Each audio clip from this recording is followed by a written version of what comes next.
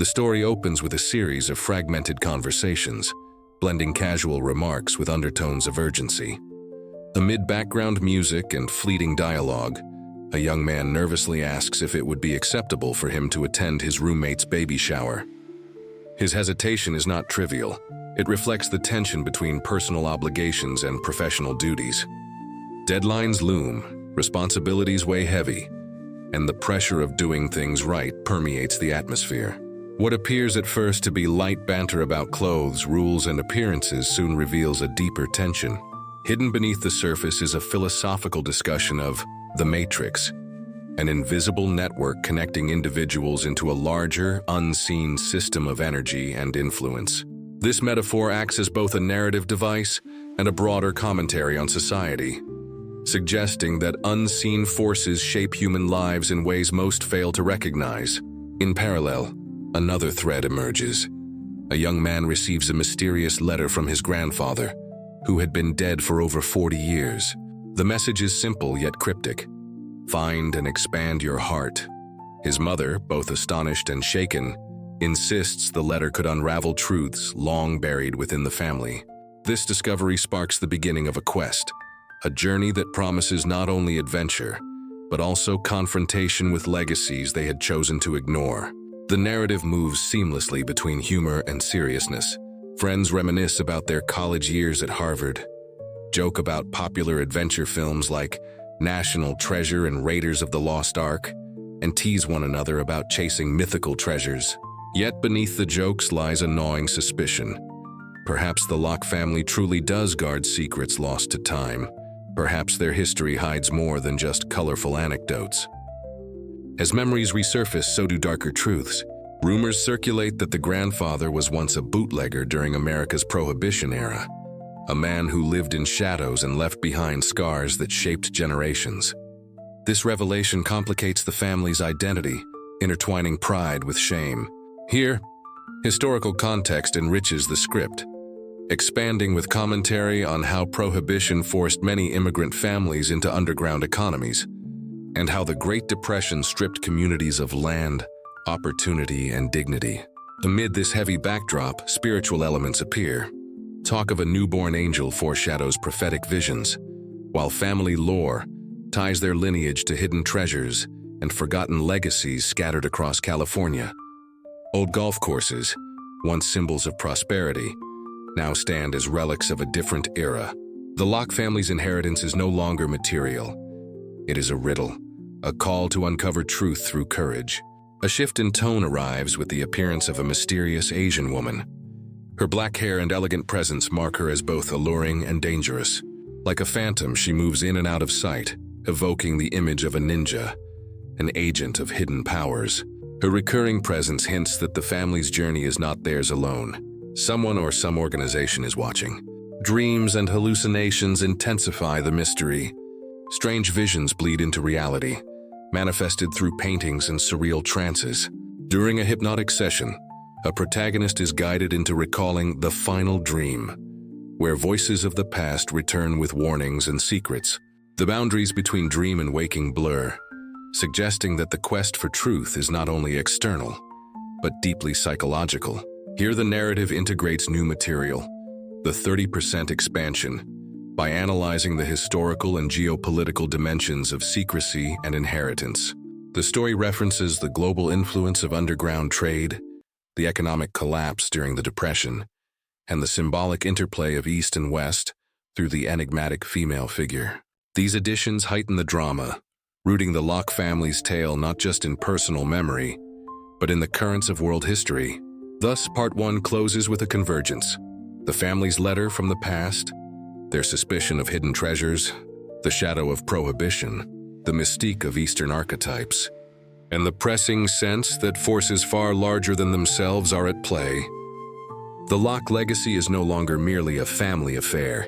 It is a symbol of humanity's constant struggle between truth and deception, memory and forgetting, freedom and control. The journey grows darker as the Lockes delve deeper into their family's past. What began with a mysterious letter now unfolds into a labyrinth of half-truths and suspicions. Conversations among the brothers shift from casual speculation to a sense of urgency. They realize their grandfather's legacy is not only about wealth or land, but tied to a complex web of secrets, debts, and enemies. The setting moves to California, where remnants of the Great Depression still echo. Old golf courses and forgotten properties whisper of lost fortunes, abandoned dreams, and communities forever changed by economic collapse. Here, the locks uncover clues pointing to hidden caches, remnants of their grandfather's rumored life as a bootlegger. Bottles of contraband whiskey, stashed in cellars and disguised in wine flasks, resurface as evidence. These artifacts, trivial at first glance, become symbols of resilience during an era when survival meant breaking the law. Overlaying this personal quest is a broader commentary on how American families were shaped by crisis. During Prohibition, underground economies flourished, drawing ordinary men into networks of smuggling and corruption. For immigrant families, bootlegging was not rebellion but necessity, a way to protect their loved ones against hunger and poverty. The Locke's story mirrors that of countless others who carried both pride and shame in their secret trades. This expansion anchors the family saga within the economic and social fabric of 20th century America. Yet danger now lurks in the present. Strange figures shadow the family. A mysterious woman with long black hair appears at galleries and public places, watching from a distance. She is elegant, almost spectral, her movements too precise to be coincidence. To the brothers, she becomes an omen, a reminder that they are being followed, tested, perhaps even hunted. Her presence conjures questions. Is she an ally from the East, bringing knowledge and guidance, or an agent of hidden powers bent on controlling what the Locks may uncover? Meanwhile, dreams and visions continue to haunt John, the central figure. Under hypnosis, he slips into surreal states where ancestral voices whisper, urging him to unlock truths hidden for centuries. In one such trance, he sees visions of knights from the Crusades carrying relics across continents, only to be ambushed and slaughtered. He dreams of treasures stolen, faith betrayed, and a bloodline burdened with both duty and curse. The imagery suggests that the Locke family's destiny is more than coincidence. It is bound to prophecies older than the New World itself. In these visions, the narrative expands with historical analysis. The Crusades were not merely wars of religion, but also campaigns of greed and power. European knights carried relics across lands, often falling victim to rival armies or treachery within. Legends of talismans, sacred hearts, and mystical stones blend into folklore, leaving descendants to inherit not just bloodlines, but the weight of myth. The Locks, it seems, are heirs not only to a grandfather's secrets, but to a saga that spans continents and centuries. Reality and myth begin to overlap. In the present day, the brothers stumble upon artifacts that resonate with John's dreams.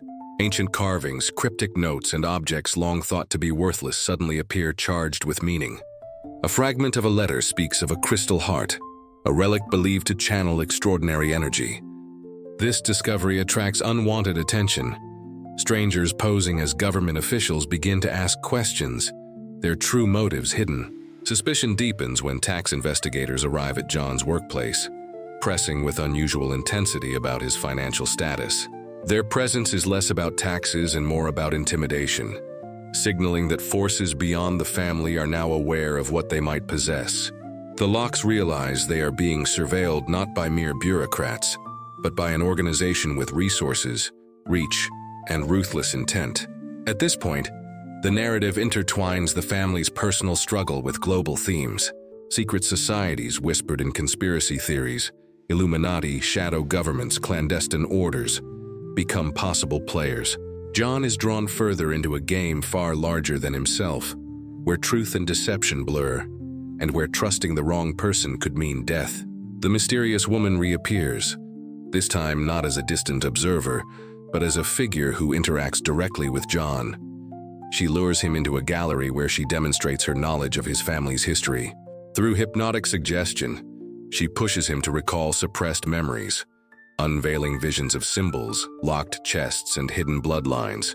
Her motives remain ambiguous, whether she seeks to help him uncover the truth or manipulate him into surrendering the very relic that others are chasing. Through it all, the brothers wrestle with doubt. Was their grandfather truly a man of vision, burdened with protecting a sacred artifact? Or was he simply a flawed survivor, caught in the undertow of history? Each revelation pulls them further from certainty and deeper into chaos. By the end of this section, the Locks stand on the threshold of revelation. Their family name is no longer just a reminder of a grandfather's shadowy past. The Lock brothers find themselves pulled deeper into a world that feels increasingly hostile. What once seemed like scattered coincidences, letters, dreams, and odd encounters, now align into a disturbing pattern. Forces both visible and invisible appear determined to monitor, manipulate, or outright stop their search for truth. As suspicion grows, John notices unusual activity at his workplace. Agents claiming to be from the tax office arrive, but their questions probe far beyond financial records. Their real intent seems to be intimidation, reminding him that someone powerful is aware of his movements. This adds weight to his recurring visions. Perhaps he is not paranoid, but rather trapped in a centuries-old contest between secrecy and revelation. At the same time, the enigmatic Asian woman shifts from shadowy presence to active participant. She lures John into a gallery, where her words weave a net around him. Through soft but commanding tones, she leads him into a state of hypnosis, compelling him to revisit hidden memories. In this trance, John envisions sacred relics, knights carrying treasures, and the relentless pursuit of those relics by enemies across centuries. When he awakens, he is shaken, not only because of what he saw, but because he cannot determine whether she seeks to guide him or deceive him. Here the narrative expands with an analysis of symbolism.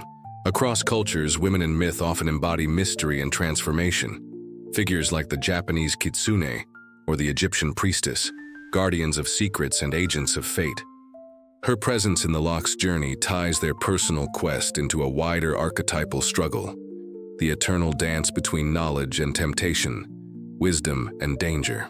The brothers begin to connect historical fragments, legends of Robert the Bruce, knights carrying his heart to the Holy Land, and Simon Locke, the ancestor who earned the name Opener of Hearts, all weave into their lineage. These tales suggest that their family is bound not only by blood, but by prophecy.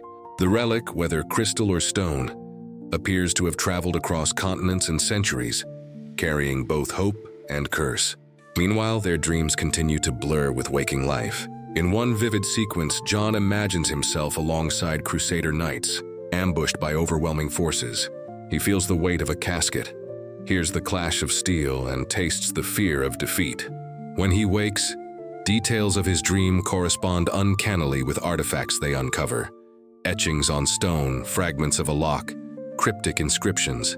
The line between vision and reality grows dangerously thin. Yet danger is not confined to dreams. The organization shadowing them becomes more aggressive. Strange cars linger outside their homes. Unknown callers leave threatening messages, and even casual acquaintances seem to know too much. The Locks realize they are no longer pursuing a family mystery in isolation. They are entangled in a geopolitical contest. If such a relic truly exists, capable of generating boundless energy, it would shift global power balances overnight. Here, the expansion integrates expert analysis. The idea of an unlimited energy source recalls real-world debates over fusion power, zero-point energy, and other breakthroughs long suspected of being suppressed by governments or corporations.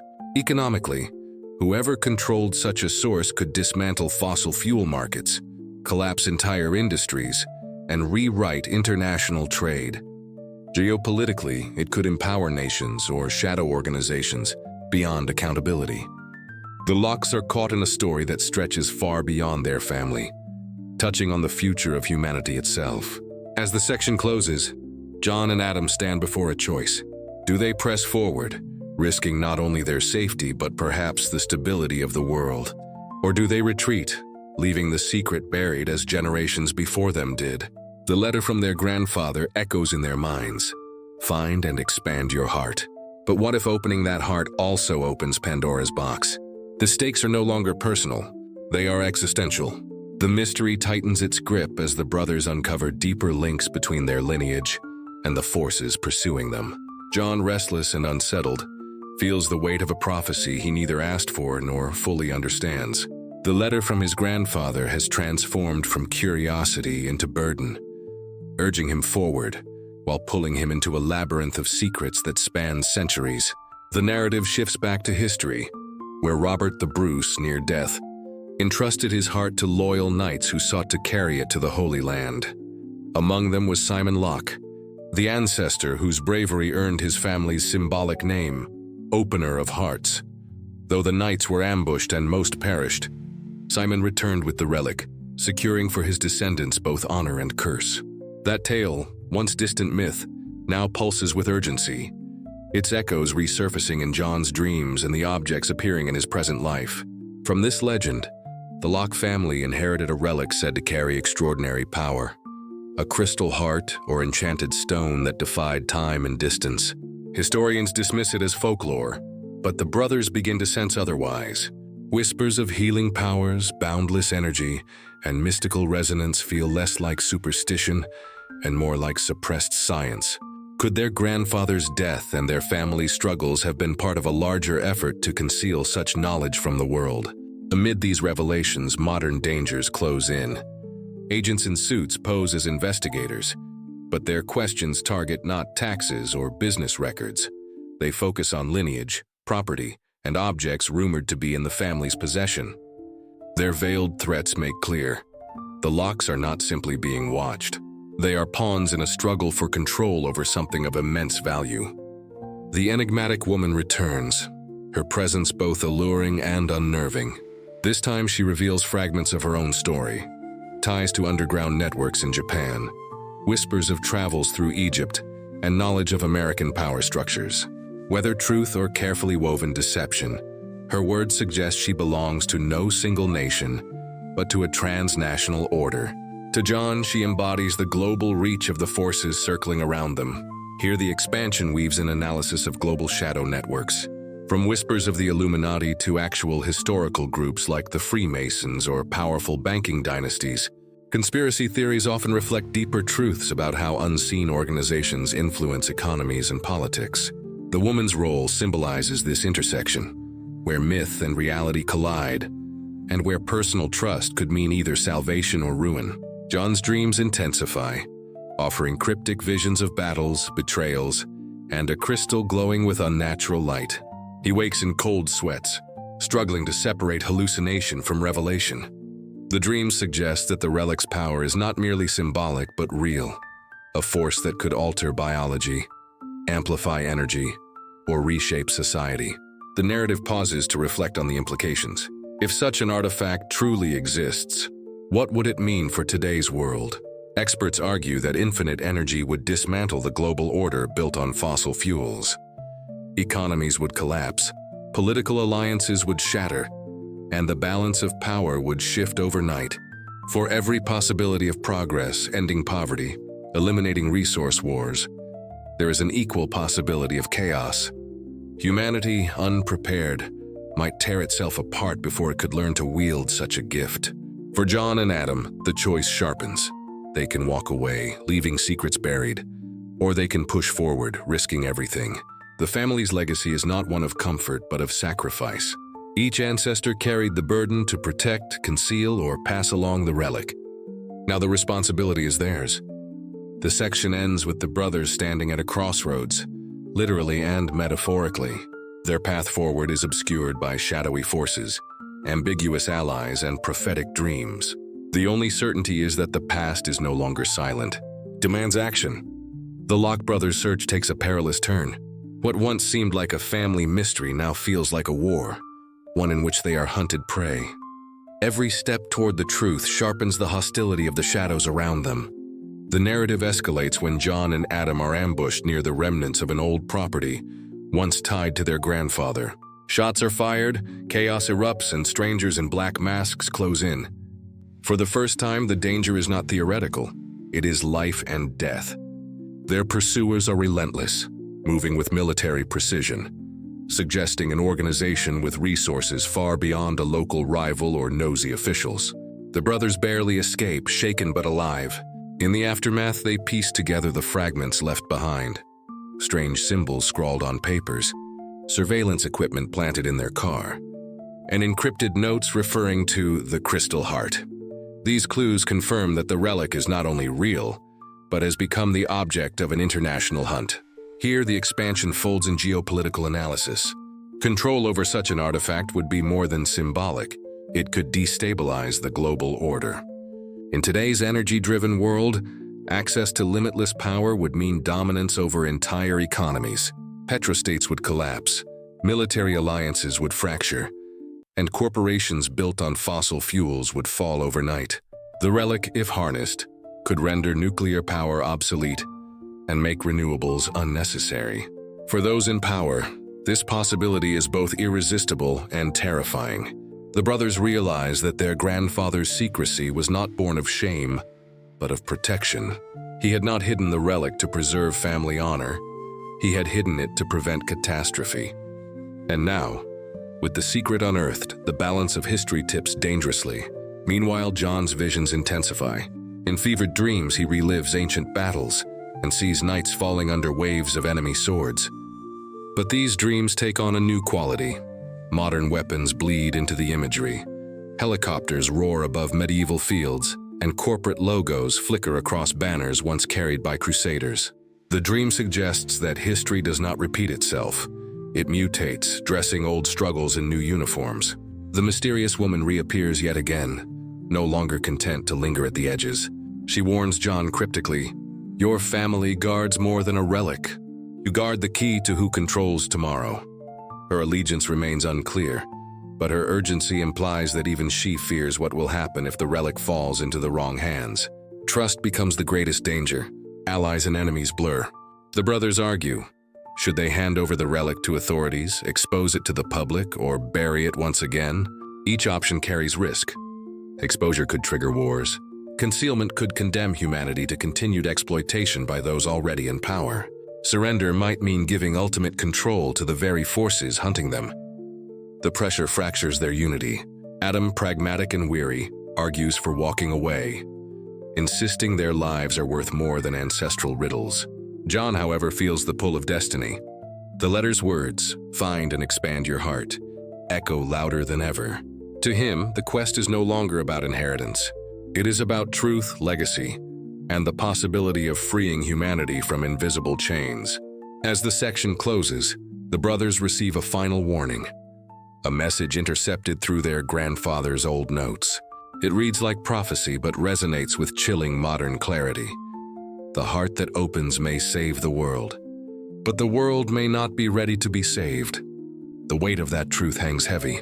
Ahead lies not only revelation, but confrontation with powers willing to kill to keep the relic hidden, or to claim it for themselves. The conspiracy surrounding the Locke family fully reveals its claws. What began as whispers and shadows erupts into open conflict. The brothers are no longer wandering in curiosity. They are targets in a hunt for control over one of the most dangerous secrets in human history. The scene opens with John discovering his home ransacked. Drawers overturned, paintings ripped from walls, and digital files wiped clean. Whoever did this wasn't searching for valuables. They were after something specific. The message is clear. They know where you live, and they will not stop until they have what you guard. Moments later, Adam receives a cryptic call warning them to leave immediately. The voice, distorted and disguised, insists they are already marked. The warning seems to confirm their fears. The organization pursuing them is vast, equipped with both surveillance and informants. Every move they make is tracked. Here the narrative expansion adds a geopolitical layer. Intelligence agencies in the real world, whether CIA, MI6, or private contractors, have historically sought technological breakthroughs before the public could know of them. From nuclear weapons to cyber weapons, secrecy has always preceded disclosure. The relic in the Locke's possession represents not just an artifact, but a potential weapon, an energy source that could alter warfare, economics, and global alliances overnight. In this storm of fear, John clings to his dreams for guidance. His visions now combine past and present. Crusader knights crushed in ambushes blur with modern soldiers storming compounds. He sees corporate boardrooms where men in suits trade maps of energy corridors, their eyes gleaming with the same hunger as warlords centuries earlier. The dream suggests continuity, that greed and ambition are eternal, merely wearing new faces. The mysterious woman returns once more. stepping out of the shadows with unsettling confidence. She claims to be neither friend nor foe, but a guardian of balance. If the relic falls to one side, the world collapses. If it falls to the other, it burns brighter than ever, she warns. For the first time, she admits her affiliation with a clandestine order spanning Japan, Europe, and America. An order not of governments, but of elites who believe they alone can handle such power. Whether her claim is truth or manipulation, the brothers cannot know. Adam's skepticism deepens. Every word is another trick, he warns John. Yet John feels the pull of destiny. He cannot shake the sense that their family's role is not random but chosen, embedded in centuries of prophecy. The expansion here underscores the psychological toll of secrecy.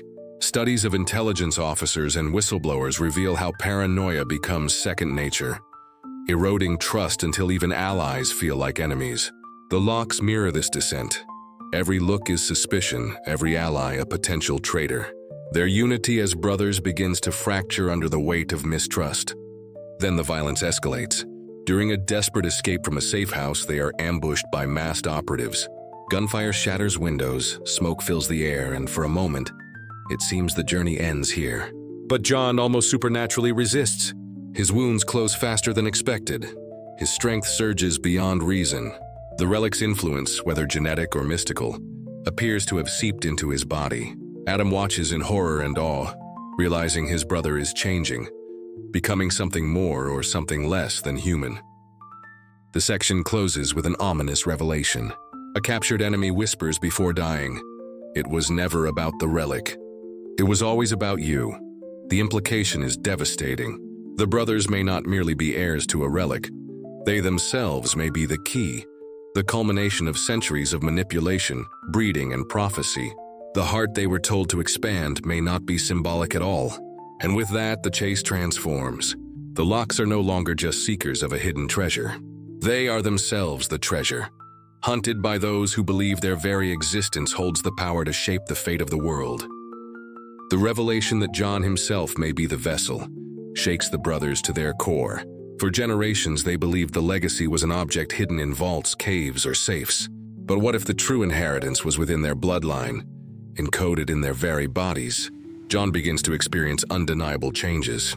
His reflexes sharpen beyond human limits. Cuts heal in moments. His dreams no longer feel like dreams at all. They are vivid journeys into places he has never been, yet somehow remembers. In one vision, he walks through medieval halls lit by torches, knights kneeling as they present him with a locked casket. In another, he stands in a modern laboratory, energy radiating from his chest as scientists watch in awe and fear. Each vision leaves him trembling but also empowered. Adam, pragmatic as ever, is horrified. If you are the relic, then you're not safe. You're a target. His fear is not only for his brother's life but for the world. If John carries power that others want to weaponize, then his existence is both a blessing and a curse. The narrative broadens with a reflection on human experimentation and genetic destiny. History offers chilling parallels. Cold War projects seeking psychic soldiers, genetic modification experiments in secret labs, and modern debates over CRISPR technology. What if, like those programs, the Locke family was unknowingly part of a centuries-long design, a breeding of bloodlines to create the perfect vessel for an ancient power? The mysterious woman confirms their fears. In a tense confrontation, she explains, "The relic was never just stone. It was always meant to merge with flesh. Your ancestor Simon carried it, but it was incomplete. Over generations, its essence fused with your line. Now, John, you are its living host." Her words blur the line between myth and science, prophecy and conspiracy. John resists. "I am not a weapon. I am not theirs to control." But even as he says it, his body trembles with energy, sparks of light flickering beneath his skin like veins of crystal. Meanwhile, enemies close in. Surveillance drones circle their hideout. Armored vehicles gather at the perimeter, and communication lines are cut. The brothers realize they have little time before a full-scale assault. Their options are dwindling. Here the expansion adds a global analysis. If word spread that a living human carried a limitless energy source, nations would race to claim him. Governments might declare him a threat to security. Corporations would see him as a profit engine. Religious leaders might call him a messiah or a heretic. Humanity, divided and unprepared, would tear itself apart over who should control him. As the assault begins, John unleashes abilities he barely understands. Bullets slow in midair, shattering against unseen fields of energy. Walls vibrate as if charged by static. His body unwillingly becomes both shield and weapon. Adam watches with dread. His brother is no longer simply John, he is something more, something other. Yet the power comes with cost. Each surge drains him, leaving exhaustion and pain. His veins glow, his heart pounds irregularly, and he feels less like a man and more like a conduit. "What if I can't stop?" he whispers. "What if this kills me, or worse, kills everyone around me?" The section closes on a chilling image. John standing in the wreckage of their escape route, eyes glowing faintly in the dark. For the first time, he wonders not whether he can protect the relic, but whether he is the relic, and whether humanity is ready for what he is becoming. The storm finally breaks. The Shadow Organization descends in full force. Armored vehicles, black-clad operatives, and aerial drones swarming the brothers' refuge. What began as whispers in the dark now erupts into open warfare. For John and Adam, there is no more hiding. The assault is brutal. Explosions rip through the compound, shattering walls and engulfing the night in fire. Adam scrambles for cover, but John stands at the center, energy radiating from his body like a shield. Bullets bend and ricochet harmlessly away. The operatives hesitate, their training faltering as they face something beyond human comprehension. And then John lets go. Waves of light burst from his chest, scattering attackers like leaves in a storm. For the first time, he does not resist the relic's power, he channels it. Yet the force terrifies him. Every surge feels like surrendering more of himself to something ancient, something that might not stop once unleashed.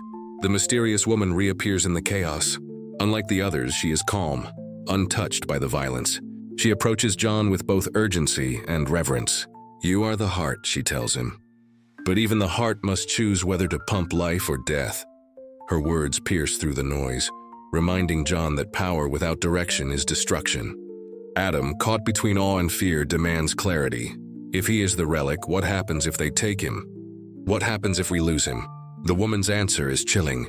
If they seize him, nations will fall. If he resists them, the world as you know it will end. Either way, history changes tonight. Hear the expansion layers in analysis of technological revolutions. History has shown that each breakthrough, gunpowder, nuclear fission, the internet, reshaped societies overnight. Those who controlled the technology controlled the future. The difference now is scale. John's power is not a tool, but a living being. Control over him is not just geopolitical leverage, it is godlike dominion. The battle rages on. Adam fights desperately to protect his brother, but he knows he is outmatched. John, glowing with energy, seems both invincible and unstable. His voice deepens, resonating with something not entirely human. "It wants me to fight," he confesses to Adam. "But what if fighting makes me its prisoner?" As dawn breaks, the battlefield is littered with wreckage, burned vehicles, broken weapons, and fallen soldiers. But victory feels hollow. John collapses to his knees, his veins pulsing with light, his breath ragged. Adam rushes to him, terrified. For a moment, it seems John will die under the weight of his own power. Then silence. The surviving operatives retreat, not in defeat, but with grim satisfaction.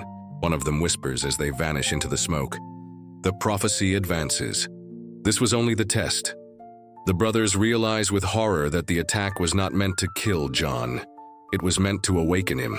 His power has been triggered, tested, and confirmed. Now every faction hunting them knows exactly what he is capable of. The section closes with John staring at his glowing hands, trembling with fear. "I am not just the guardian," he whispers. "I am the weapon, and I don't know if I can control it. The world has changed forever." The battle leaves John and Adam broken but not defeated. The smoldering ruins around them stand as testimony. Their secret is no longer secret. Every faction that once whispered now knows the truth. The relic is alive, and its vessel is John. As dawn spreads over the battlefield, John feels the aftermath of his unleashed power. His skin glows faintly, veins etched with light, and his body trembles from exhaustion. Adam steadies him, but fear gnaws at both of them. If John's abilities can topple armies in minutes, what will happen when entire nations come for him? The mysterious woman approaches one last time, her tone sharper than before. You have awakened and the world has felt it. The choice before you is not whether to fight, it is how. She explains that factions are already moving, clandestine elites in Europe planning to claim him, corporations in America preparing to spin narratives, and covert circles in Asia calculating how to weaponize or worship him. You are no longer hidden, she warns. You are the prize. Here the narrative expands with global analysis. News cycles, once distracted by politics and markets, begin to murmur of unexplained events. Mysterious power surges across California. Military exercises cloaked in secrecy and financial tremors in the oil markets. Economists warn that even the rumor of limitless energy could destabilize currencies, trigger mass sell-offs, and redraw alliances overnight. Governments cannot admit what they know, but they act as if preparing for a future already changed. John, haunted by dreams, realizes that prophecy is no longer symbolic. It is unfolding in real time. In visions, he sees entire cities flicker with his light, nations collapsing as leaders scramble for control, and voices chanting his family name as both savior and curse. The echoes of history, the Crusaders, the hidden relic, the prophecy of the opener of hearts, now converge on him. Adam struggles with the moral weight. If the world knows, they'll destroy each other for you. If you hide, they'll never stop hunting. And if you surrender, God help us all. For the first time, Adam wonders aloud whether they should destroy the relic, if such a thing is even possible, or sacrifice themselves to end the cycle. But John feels something deeper. The relic within him does not simply protect, it speaks. In moments of silence, he hears a pulse, like a heartbeat not his own, urging him to expand, to release, to connect with something larger. It wants to be free, he confesses, but freedom could kill millions. The expansion here ties into philosophical questions. Technology, whether fire, nuclear energy, or artificial intelligence, has always carried dual edges, creation or destruction. The relic's power is no different, except now it is bound to a single human. Can one man carry the responsibility of an entire civilization's fate?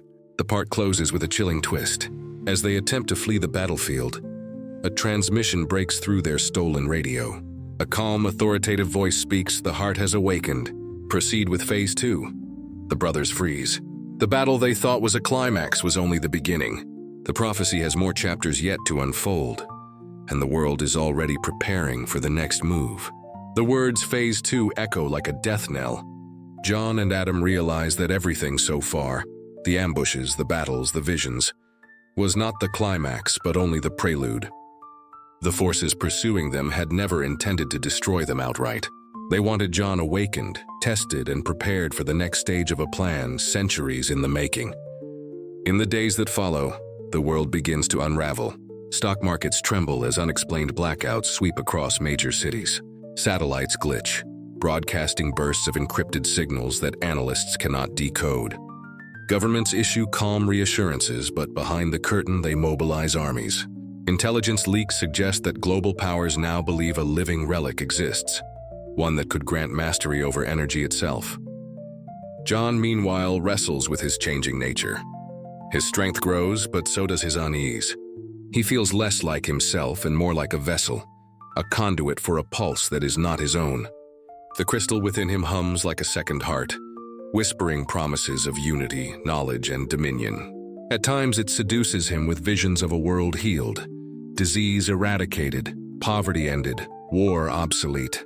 But in darker moments, it shows him cities burning, armies marching under banners marked with his family's crest, and humanity enslaved to the very power he embodies. Adam cannot ignore the danger.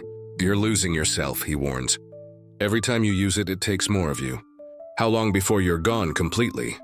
His voice cracks, not with anger, but with desperation. For all their differences, Adam will not abandon his brother.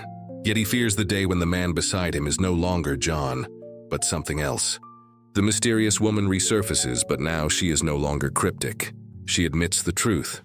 Her order had sought to control the relic for generations, but prophecy dictated that it could never be contained in stone alone. It had to live in flesh. "You are not its prisoner," she tells John. "You are its choice." Whether that choice leads to freedom or tyranny, she does not say. The expansion here draws parallels with history's turning points. When the atom was split, humanity stood at a crossroads to build power plants or bombs.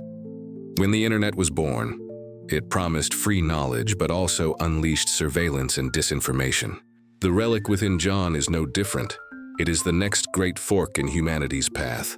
And just as in history, the outcome will be decided not by technology itself, but by those who wield it.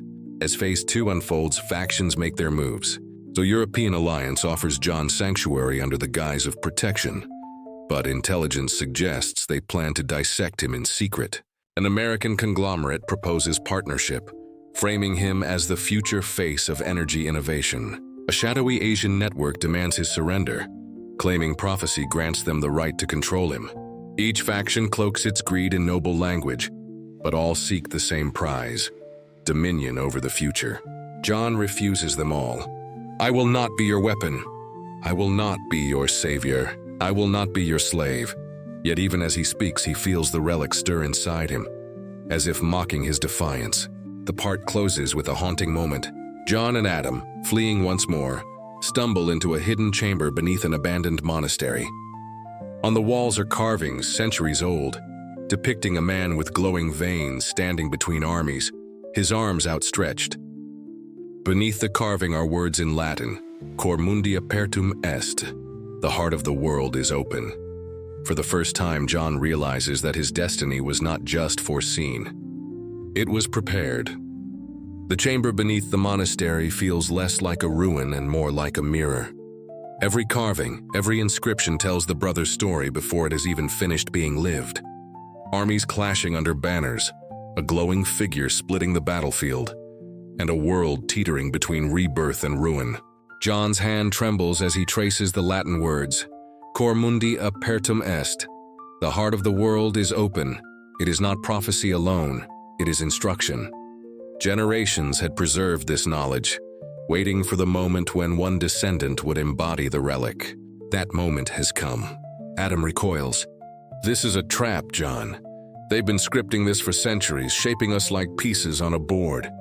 His fear is not irrational. History is littered with cults, secret orders, and power brokers who manipulated myth for control.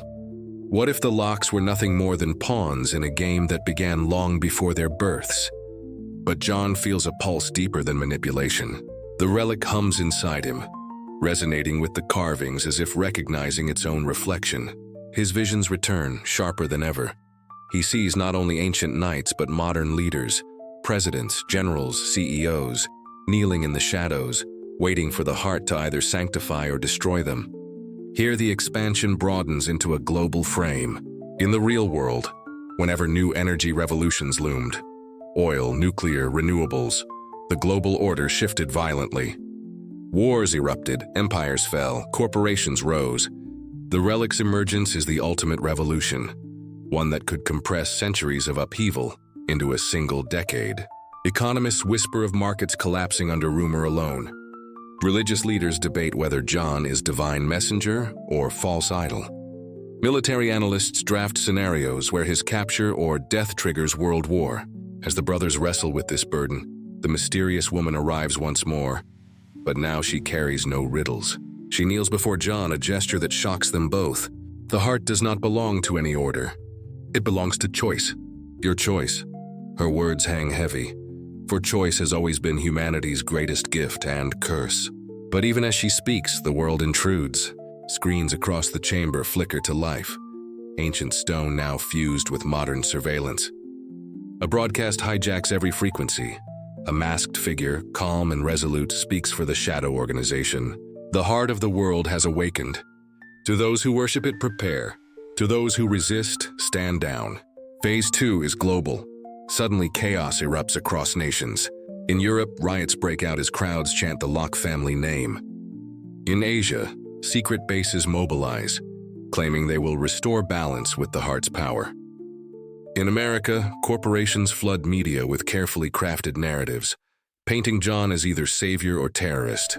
The world fractures into camps. Not over ideology or borders, but over a man. Adam looks at his brother with dread. You're not just hunted anymore. You're the center of a new war. John, exhausted yet resolute, clenches his fists as the relic's light courses through him. He understands now that there is no escape. His grandfather's letter had never been about finding a hidden object. It had been about becoming the object, expanding the heart until it could hold the weight of the world. But as the chamber shakes with the hum of awakening power, one truth terrifies him above all. The heart does not distinguish between salvation and destruction. It will magnify whichever path he chooses. The part closes on his whispered confession to Adam. I am not afraid of what they will do to me.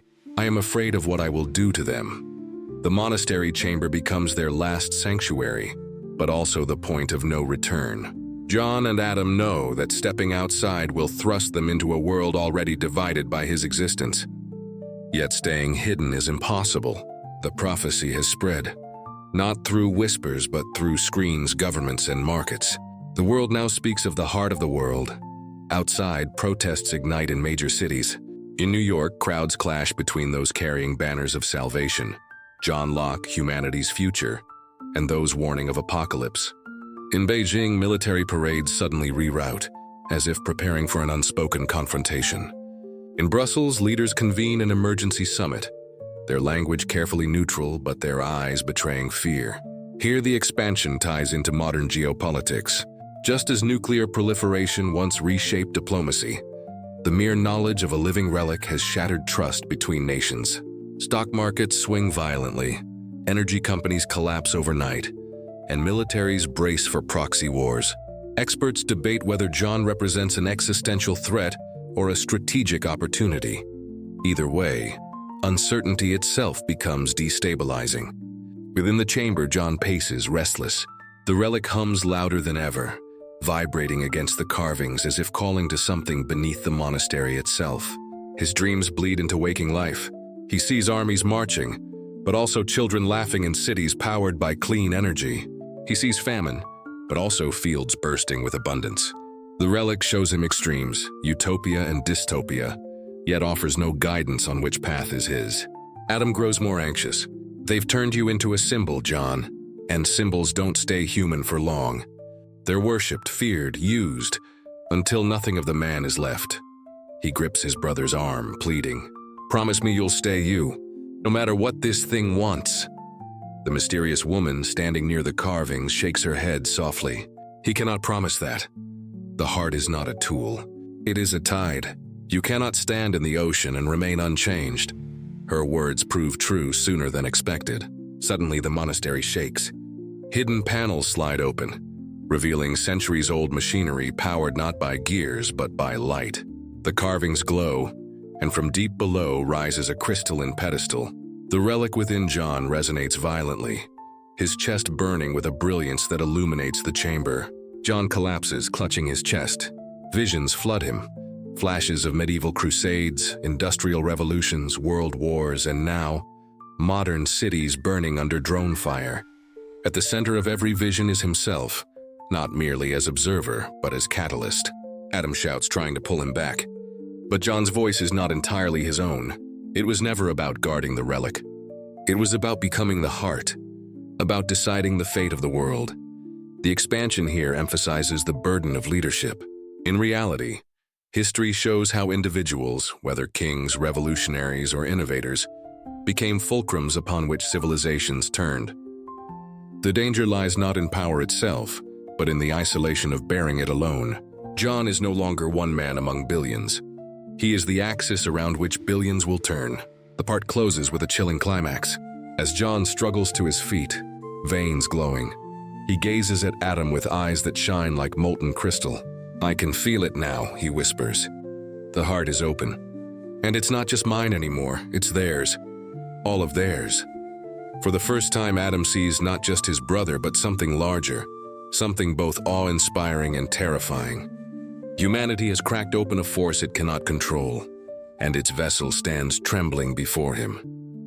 The world tilts into chaos. The announcement of Phase 2 was not just a signal to John and Adam. It was a call to action for every faction watching. And now, The prophecy spreads like wildfire, inflaming governments, corporations, and ordinary people alike. Across continents, the consequences are immediate. In Washington, emergency councils convene in underground bunkers, their tone grim. Analysts warn that the balance of global power has collapsed, not through war, but through the appearance of a single man. In Moscow, state broadcasters denounce John as a Western fabrication, while covert units scour archives for their own claims to the relic. Tokyo and Cairo, religious leaders argue on live television, some calling John the long-awaited Messiah, others branding him the Antichrist. Markets nosedive. Oil futures plummet as investors panic that limitless energy could render fossil fuels worthless. At the same time, defense stocks surge, nations preparing for wars not yet declared. For ordinary citizens, life fractures between hope and dread. To march in the streets with signs proclaiming, "The heart will save us." Others riot, convinced that John's awakening heralds the end of days. Inside the monastery, John feels this storm as though it were inside him. Each heartbeat resonates with the chaos outside, amplifying his fear. "I can feel them," he whispers to Adam. "Not just their eyes on me, their hunger. It's pulling at me everywhere all at once." Adam refuses to surrender him to the world. "You're not their savior or their weapon, John. You're my brother, and we'll end this before they tear you apart." Yet even Adam knows the truth. There is no ending this. The relic has bound John's fate to the world's. The mysterious woman confirms it. The prophecy was never about hiding. It was about revealing. The heart must be tested on the world stage. Her eyes glint with both reverence and fear.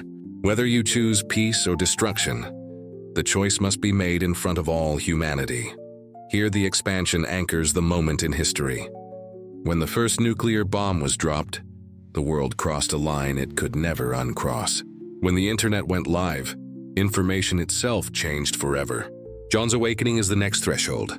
He embodies a force that could heal the planet or divide it irreparably. Like every revolution before, it is not the power itself, but the context that determines its outcome.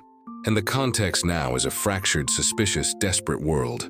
As John struggles with the weight of this realization, another blow lands. The monastery is breached, not by soldiers but by drones. Silent, efficient, armed with precision weapons. They descend like locusts, scanning the chamber, locking onto John. The carvings flare with light in response, the chamber itself reacting as if alive. John feels the relic surge inside him, begging to be released. Adam grabs his arm. "Don't! If you unleash it here, you might bring the whole mountain down." But John is out of time. The drones fire. In a blinding flash, the chamber explodes with energy. Not from weaponry, but from John himself. Light floods every crack, every stone, blasting the drones into molten fragments. When the glow fades, the chamber still stands, but changed. The carvings now shimmer, as though awakened. And at the center, John glows brighter than ever, veins lit like rivers of crystal. The part closes with John realizing the truth. The relic has moved beyond him. It is no longer just inside his body. It is spreading, resonating with the world itself. He turns to Adam with dread in his voice. "The heart isn't just mine anymore. It belongs to the earth. And now the earth is waking up.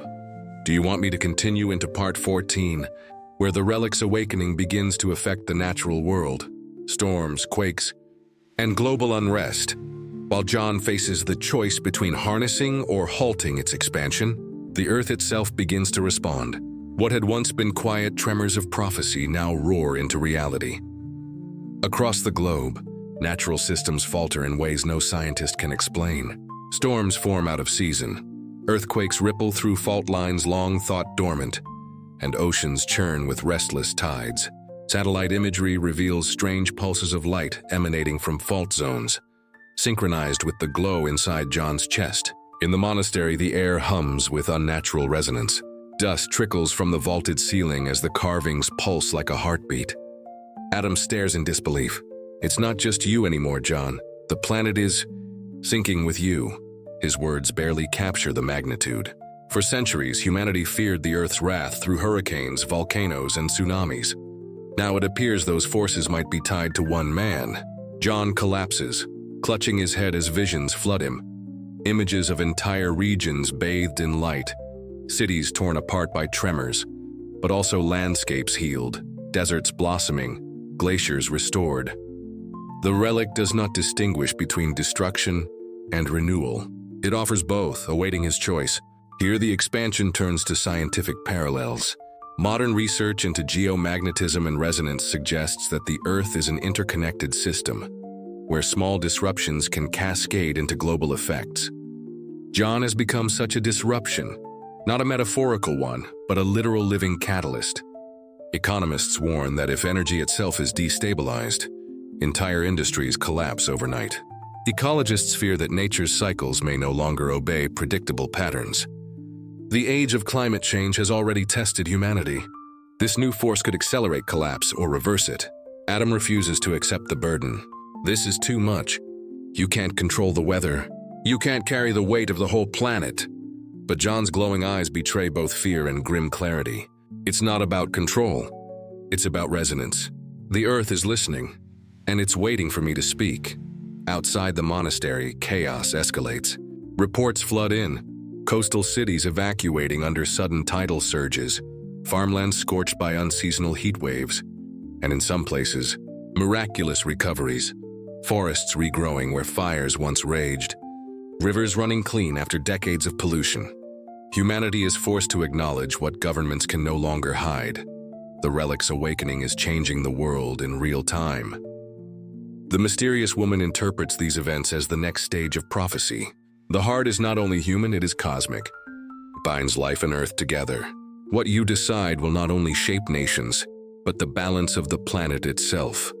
Her words land heavily, for prophecy has now become ecology, geopolitics, and survival combined. As John struggles to remain grounded, Adam pulls him aside. "You're still my brother. Before all this, you were just John, remember that. If you lose yourself to this, then we've already lost, no matter what happens to the world." The part closes on a chilling moment.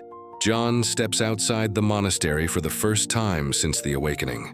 The sky above is fractured, half in golden dawn, half in storm-black night, lightning and sunlight colliding in unnatural rhythm. The relic within him beats louder than ever, syncing with the chaos. John whispers to himself, "If I choose wrong, the world dies. If I choose right, will I still be me?" The relic's awakening ripples through every layer of human society. What began as whispers of prophecy is now a tangible global crisis. No government, no corporation, no faith can ignore it. The earth itself is in flux, and all eyes are on John. In Washington, military strategists draft scenarios under the codename Operation Containment. Their fear is simple. If John cannot be controlled, he must be neutralized. Pentagon officials argue in hushed tones that the last time humanity faced a force, this unpredictable, was during the nuclear age. Yet unlike nuclear weapons, this weapon cannot be locked away in silos. It walks, breathes, and thinks for itself. In Beijing, a different calculation unfolds.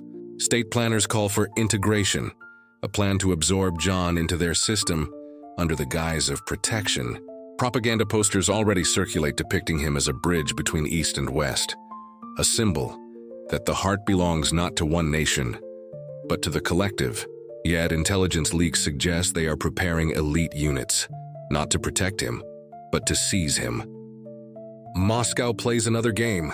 Their networks flood the internet with deepfakes and disinformation, portraying John as everything from a Western psyop to an alien invader.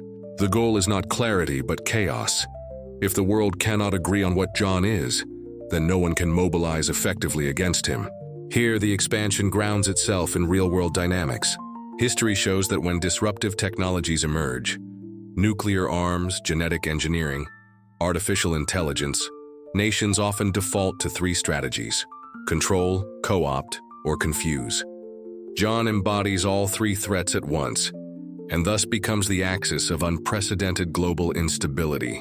Back at the monastery, John feels the pressure closing in. His visions grow sharper. Fleets mobilizing across oceans, cyber attacks crippling infrastructure, crowds chanting his name in streets torn by riots. The relic amplifies not only his senses, but his dread. "They're not waiting for me to choose," he says quietly. "They're choosing for me." Adam remains defiant. Then we run. We've done it before, we'll do it again. But even he knows the truth. There is no running from the entire planet. Every step they take, satellites track them. Every breath they draw, propaganda spins it into meaning.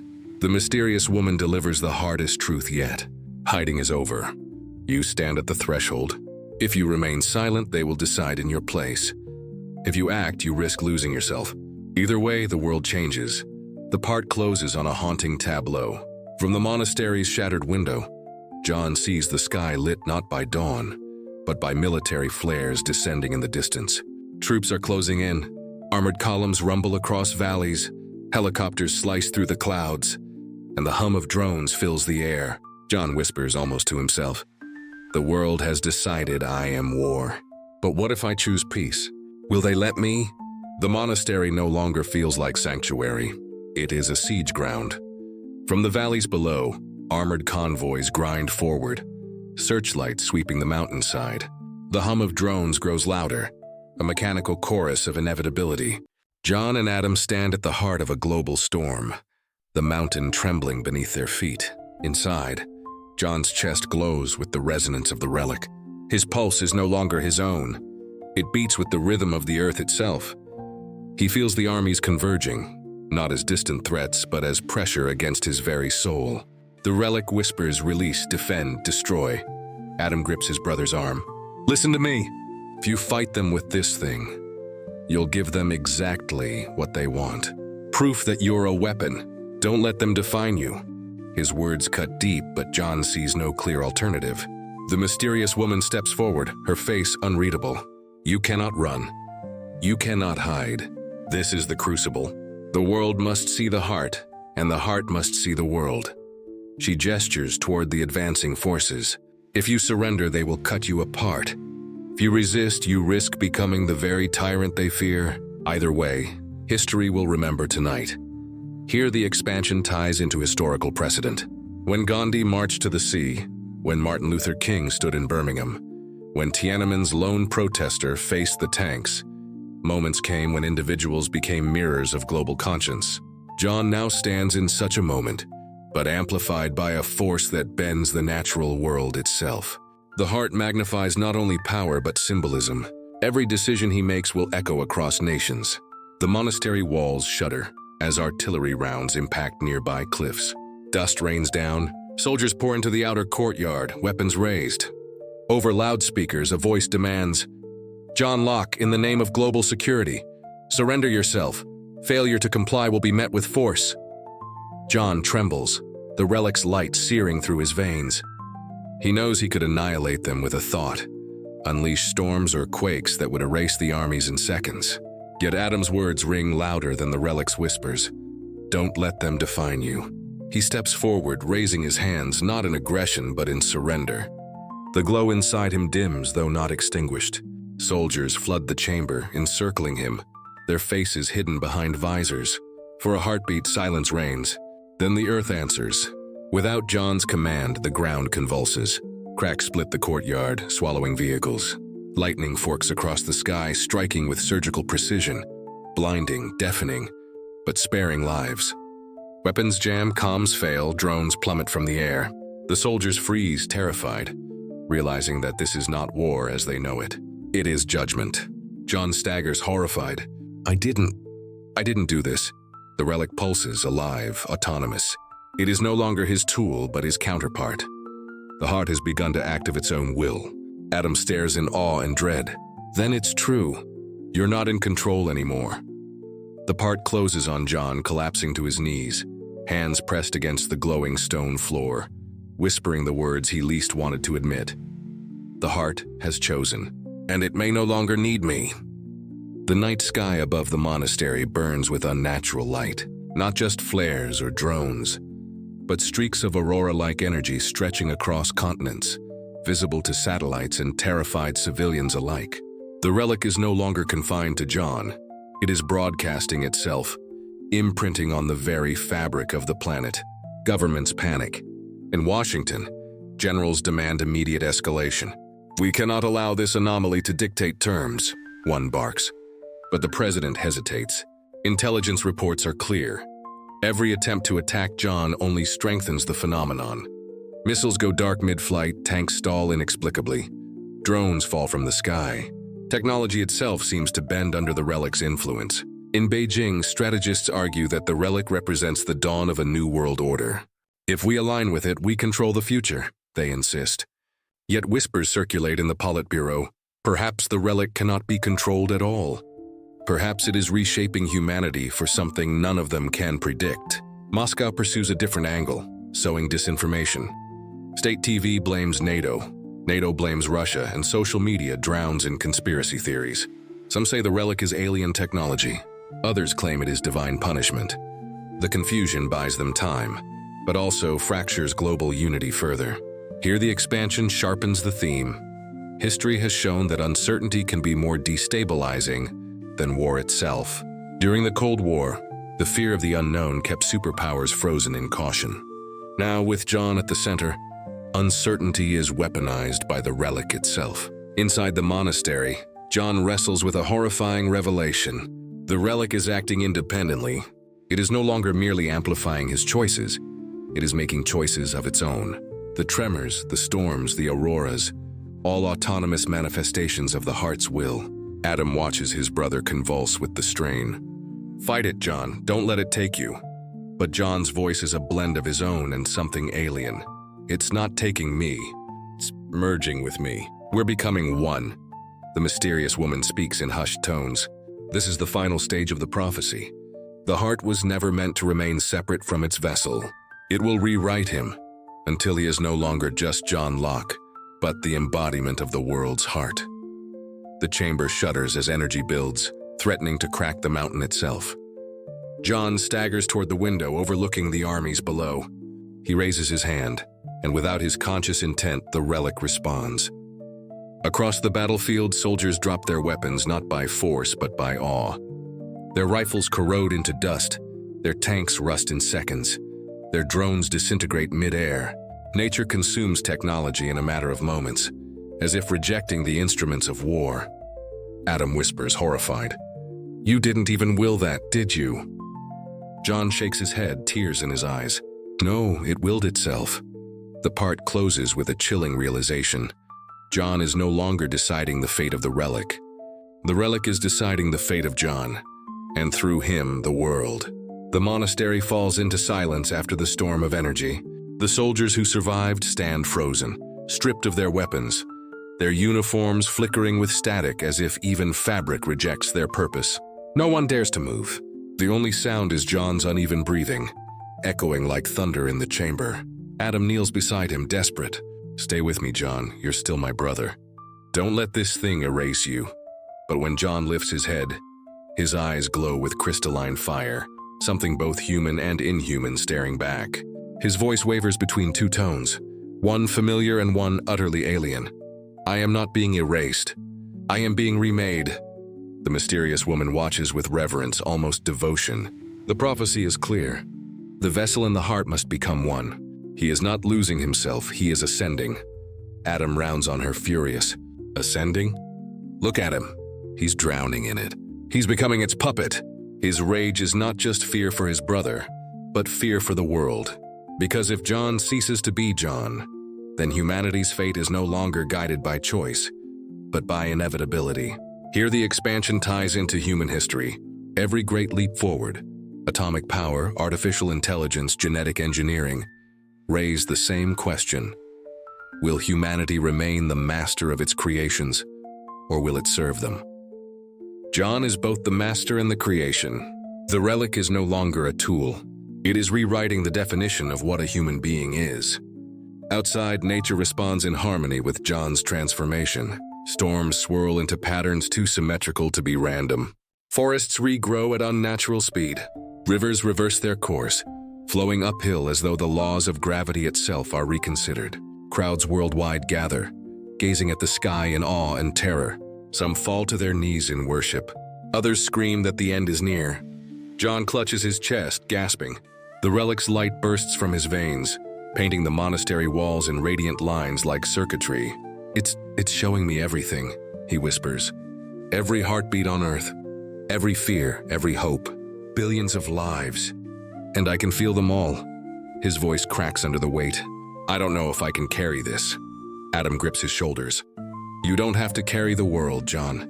You just have to stay you. But the relic speaks through John, its voice resonating in tones beyond human range. The heart does not ask permission. The world must be remade. He is the key and the lock. Resistance is delay. Surrender is destiny. John collapses again, torn between his brother's plea and the relic's command. His body glows so brightly that shadows vanish, leaving the chamber in pure, blinding light. The part closes as Adam, choking on dust and tears, whispers into his brother's ear, "If you surrender to this, I'll lose you forever. But if you fight it, the world may lose everything else." John's lips tremble as he utters the question neither of them can answer. Which is worse? The world tips further into unreality. Communications networks across continents flicker and fail. Not from sabotage, but from resonance. Satellites report bursts of energy surging through the ionosphere, disrupting GPS, scrambling stock exchanges, silencing entire cities. Hospitals lose power, planes divert mid-flight, and governments scramble to explain what cannot be explained. The world itself seems to be listening to John. In New York, entire skyscrapers hum as though alive, glass vibrating in eerie harmony with the auroras above. In Delhi, markets grind to a halt as electronic systems freeze. Yet farmers on the outskirts swear their crops have doubled overnight. In Lagos, rivers that were once poisoned by industry suddenly run clear, fish returning to waters long considered dead. The relic's influence is rewriting reality, but not evenly, not predictably. Inside the monastery, John staggers to his feet, overwhelmed by visions. It's inside everyone now, he gasps. I can feel their thoughts, their fears, their dreams. Billions of them screaming all at once. His voice trembles. How do I choose who to save? And who to let go? Adam refuses to let go of his brother's humanity. You don't choose between people, John. You choose for them. You choose with them. That's what makes you human. But the relic's voice reverberates through him, cold and inevitable. Humanity cannot choose. It clings to war, greed, destruction. It will not surrender its chaos willingly. Only order can save it. Only the heart. Here the expansion draws from history's darkest lessons. When Rome collapsed, order was restored only through empire. When the Great Depression ravaged economies, it gave rise both to Roosevelt's reforms and to fascist regimes. Humanity's search for stability often teeters between salvation and tyranny. John now embodies that knife's edge.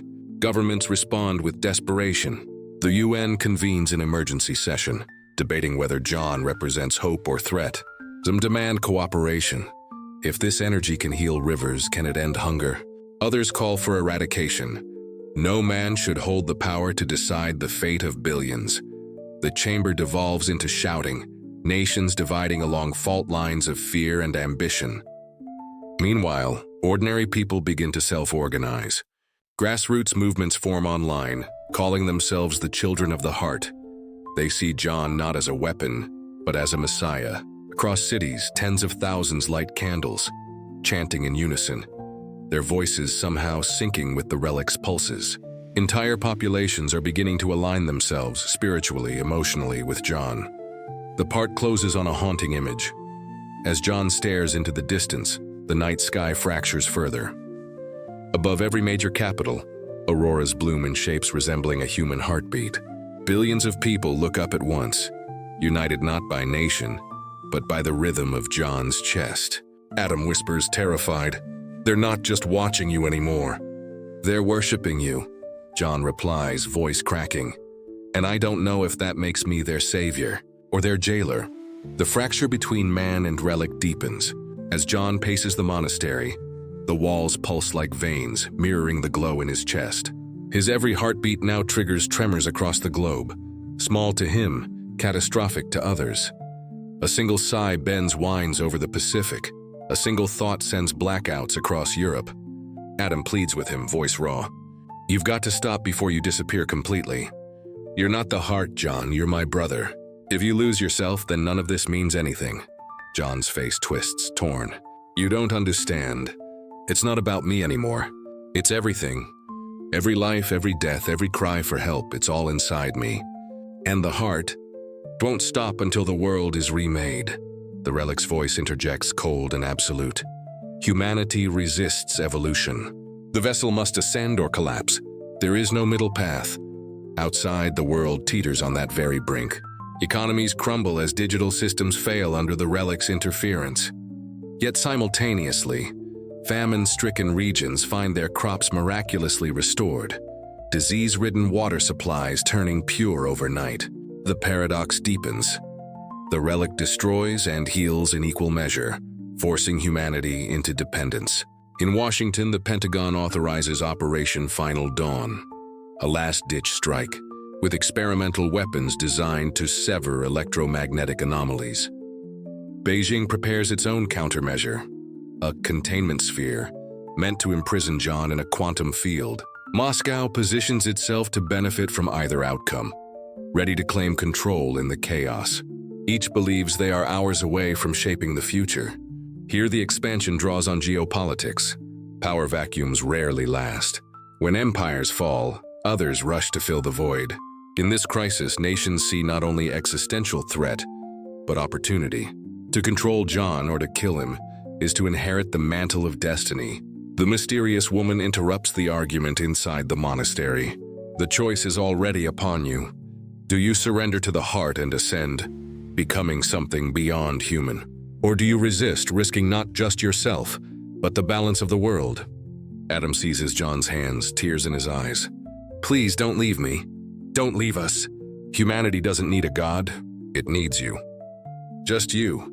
John trembles, the light flaring to near blinding intensity. For the first time, he feels the relic pulling not outward but inward, toward full assimilation. His humanity hangs by a thread, his brother's voice the only anchor. The part closes on a devastating cliffhanger. Outside the monastery, fleets of drones and strike aircraft converge, weapons primed. World leaders prepare to execute their final plans. Inside, John whispers the words that will decide everything. If I let go, I save them all, but lose myself. If I resist, I may save myself, but doom the world. The light erupts, filling the screen with a searing white. The sky ignites. Fleets of drones, strike jets, and missiles descend on the monastery, their contrails painting lines of fire across the heavens. On the ground, armored divisions advance with grim resolve. The world has united in one desperate act: annihilation of the vessel. Inside the monastery, John feels it all at once. Every missile locking onto him, every soldier's finger tightening on a trigger, every general watching from war rooms across the globe. His pulse accelerates and the relic responds like a living storm. Adam shouts above the rising roar. You have to choose, John. Either fight them or stand down. Don't let the heart choose for you. But the relic's voice drowns everything else. Survival requires domination. Resistance invites extinction. Ascend or perish. The walls of the monastery split open as light surges outward, forming a shimmering sphere around John. The first wave of missiles strikes, only to dissolve into harmless sparks before impact. Tanks grind to a halt, their engines fossilizing in seconds. Jets fall from the sky, suspended mid-air like toys, then lowered gently to the earth. The soldiers, trembling, find themselves unable to fire, their weapons rusting into dust in their hands. John falls to his knees, horrified. I didn't do that. The heart acted on its own. His voice shakes. It's deciding for me, for us. Here the expansion ties to history's most chilling truth. Power without accountability creates tyranny, even when cloaked in benevolence. From the Caesars to the Cold War superpowers, unchecked force has always walked the razor's edge between protection and oppression. John unwillingly is now the embodiment of that paradox. Across the globe, humanity reacts in chaos. Some cheer, declaring John invincible and divine. Others riot, convinced that free will is slipping away. In capitals from London to Tokyo, leaders rage at their impotence. We unleashed everything we had, one prime minister says bitterly, and he dismantled it without lifting a hand. Inside the monastery, Adam refuses to let go. He grips his brother's arm. Listen to me. If you surrender completely, we lose you. The world may survive, but it won't be the world we knew. It'll belong to the heart, not to humanity. John's face twists with anguish. And if I resist, billions may die. History will remember me as the man who chose himself over the world. The mysterious woman steps closer, her eyes shining with conviction. It was never about choosing for them. It was about showing them a mirror. The heart does not enslave, it amplifies. Humanity must decide whether to follow or to break free. But if you refuse both paths, then the world tears itself apart. The part closes as John rises, his body blazing like a second sun. Outside, armies retreat in terror, while crowds across the globe kneel, chanting his name. He spreads his arms wide, suspended between man and God, whispering the words that seal the next act. The choice is no longer mine alone. It belongs to all of us. The monastery stands at the center of a world holding its breath. The mountains blaze with aurora. Armies retreat in stunned silence, and billions of eyes fix on a single man whose chest glows like a second sun. John hovers above the shattered stones, the relic's energy coursing through him, rewriting the laws of nature. He sees every possible outcome unfolding at once. A world remade in peace or enslaved in uniformity. A world freed of hunger or stripped of free will. He is no longer just John Locke. He is humanity's mirror. Adam's voice cuts through the storm. You don't have to be a god. You don't have to save everyone. Just stay my brother. Stay human. The relic surges back, its voice like thunder rolling through creation. Humanity is weak. Division breeds chaos. The vessel must ascend or mankind will fall into ruin. John closes his eyes, trembling between two destinies. He remembers his childhood with Adam, the laughter of their parents, the fragile imperfection of ordinary life. And he realizes the truth. Perfection is not what makes humanity worth saving. It is its flaws. With a roar that shakes the heavens, John presses his hands to his chest. If the heart cannot accept humanity as it is, then it has no place here. The relic screams in resistance, the monastery quaking as light fractures into shards. But John holds firm, channeling not domination but surrender. Not to the relic, but to his own humanity. The auroras flicker, the storms break, the earth quiets. The relic's glow dims, no longer a tyrant but a spark. Round the globe, systems stabilize. Planes land safely. Power grids flicker back to life. Rivers return to their natural course. People weep in relief, some in disappointment, but all understanding that the miracle has passed. John collapses into Adam's arms, weak but alive. The relic, once a roaring storm, now rests as a faint pulse within his chest. A reminder, not a master. The mysterious woman bows her head. You chose humanity over divinity. Perhaps that was the true prophecy all along. Adam smiles through tears. Welcome back, brother. The camera pulls back, rising above the monastery, above the mountains, above the world itself. Cities flicker in the night, fragile yet enduring.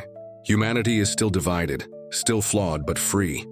The voice of John whispers one final thought as the screen fades to black. The heart does not belong to one man. It belongs to all of us, and it always will.